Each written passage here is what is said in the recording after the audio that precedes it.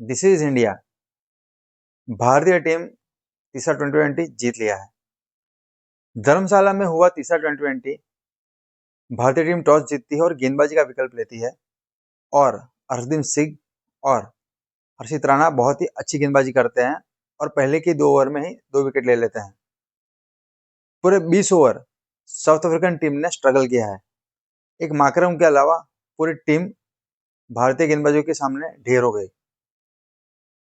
अगर माकरम अच्छे से नहीं खेलते तो ये 70 से 80 रन के अंदर ही पूरी साउथ अफ्रीकन टीम वापस ऑल आउट हो जाती, जैसे फर्स्ट T20 में हुई थी।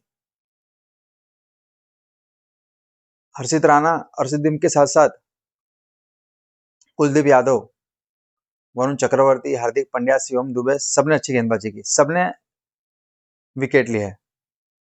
हर्षित राणा ने 2 विकेट, हर्षदीप सिंह ने 2 विकेट, वरुण चक्रवर्ती ने 2 विकेट, कुलदीप यादव ने 2 विकेट। हर्षित राणा बहुत ही अच्छे से आज अपना परफॉर्म करके दिखाया जब जसप्रीत बुमराह ऐसा गेंदबाज नहीं है। और हार्दिक पांड्या ने आज अपनी 100 विकेट ली है T20 फॉर्मेट में। उनको बहुत बहुत बधाई हो। लेकिन ये तो गेंदबाजी की बात हुई, बल्लेबाजी का क्या? बल्लेबाजी में अभी भी क्वेश्चन वैसे के वैसे ही दिख रहे हैं।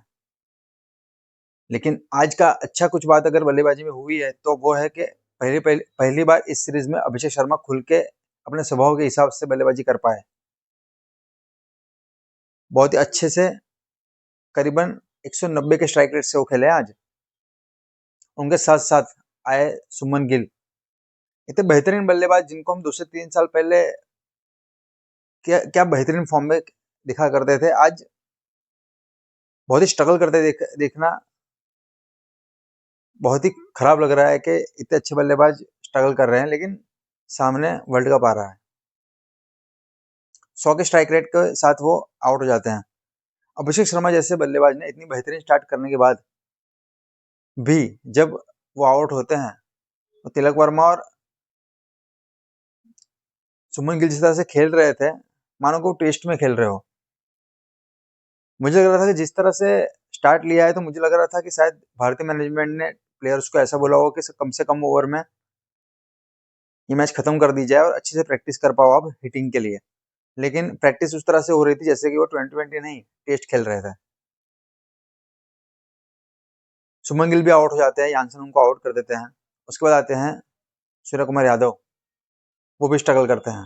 1-2 शॉट बिल्कुल उन्होंने अच्छे मारे लेकिन वो भी फॉर्म में नहीं है। उनके आउट होने के बाद आते हैं शिवम दुबे। अगर शिवम दुबे नहीं आते और तो ये और 2 से 3 ओवर गेम लंबा जाता। उस तरह से खेल खेल रहे थे। तिलक वर्मा का तो 100 से भी कम का स्ट्राइक रेट रहा आज। वो तो फॉर्म में है, उनको तो बिल्कुल स्ट्राइक करना चाहिए था, उनको अच्छा प्रैक्टिस मिल जाता। माकरम ने एक बेहतरीन कैच पकड़ा, रन के साथ उनकी फील्डिंग जिस तरह से कैप्टन को करना चाहिए कुछ वैसे प्रदर्शन माकरम का रहा। लेकिन भारतीय बल्लेबाजी का इतने सारे क्वेश्चन मार्क, हमेशा भारतीय टीम की जो हिस्ट्री आप देखोगे तो गेंदबाजी में ज्यादा प्रॉब्लम्स रहती थी। लेकिन इस समय T20 फॉर्मेट में खास करके और टेस्ट में भी इस तरह से टेस्ट में व्हाइट वॉश हुई है भारतीय टीम, बल्लेबाजी ढेर हो रही है। 2 बेहतरीन प्लेयर जब इस टीम में नहीं है तो उसका जो नुकसान भारतीय टीम में दिख रहा है तो वो यही है, जो विराट कोहली और रोहित शर्मा जब टीम में नहीं है। जिन 2 फॉर्मेट में वो दोनों प्लेयर नहीं है उसी फॉर्मेट में बैटिंग स्ट्रगल कर रही है। वर्ल्ड कप कैसे खेला जाएगा, आगे की 7 मैचेस किस तरह से भारतीय टीम खेलेगी वो तो हम देखेंगे।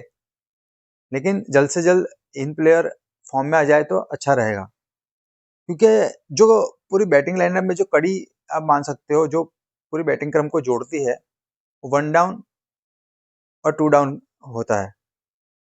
क्योंकि वहां से एक से 2 प्लेयर जो है वो पूरी इनिंग को जो गाइडेंस देते हैं। हम बिल्कुल मानते हैं कि सुमन गिल, अभिषेक शर्मा ऐसे नहीं खेल सकते। उनकी बैटिंग हमेशा टीम को जोड़ने के बीच में कड़ी की तरह काम करेगी, जिस तरह विराट कोहली खेला करते थे।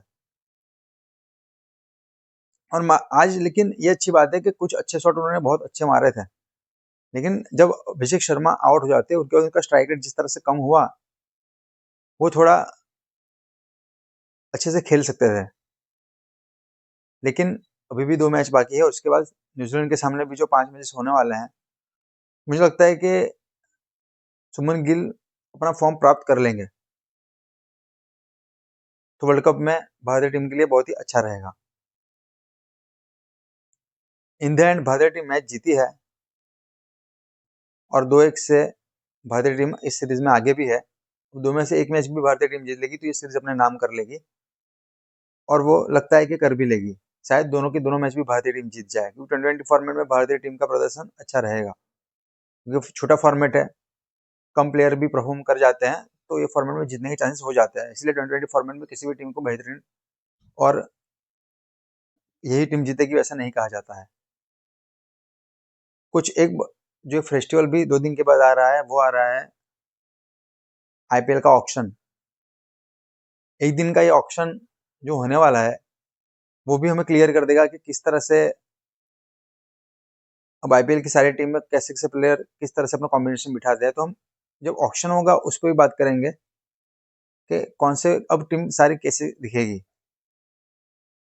मंगलवार को 16 तारीख को दोपहर में 2 बजे से ऑक्शन लाइव होने वाला है जियो हॉटस्टार पे, उस पर भी नजरें हम बनाए कर रखेंगे। लेकिन आज का जो मैच हुआ, गेंदबाजी में बहुत ही बेहतरीन रहा। जसप्रीत बुमराह जैसा बॉलर आज अवेलेबल नहीं था कुछ अपने पर्सनल रीजंस के तहत, और उनके विकल्प के रूप में हर्षित राणा ने जिस तरह की गेंदबाजी की है, तो गेंदबाजी में शॉर्ट आउट लग रही है पूरी टीम। बल्लेबाजी में किस तरह से आगे की भारतीय टीम खेलेगी, वो क्वेश्चन मार्क भी शायद वो दूर हो ही जाएंगे। लेकिन जैसे जैसे हम कमेंट्री भी मैं सुन रहा था, कमेंटेटर भी यही कह रहे थे कि 1 डाउन या 2nd डाउन में कुछ प्लेयर्स फिक्स होने चाहिए, वो क्रम को ऊपर नीचे नहीं करना चाहिए। उसमें ही शायद ये बैटिंग के क्राइसिस हम फेस कर रहे हैं भारतीय टीम, लेकिन क्राइसिस जरूर जल्दी से जल्द दूर हो जाएंगे, ऐसा मुझे लगता है। अच्छा है हम मैच जीत चुके हैं, अब चौथा T20 जब होगा तभी भी हम बात करेंगे, और ऑक्शन जब होगा तभी भी बात करेंगे अब टीम सारी कैसी दिखेगी। आज के लिए इतना ही। जय हिंद, जय भारत।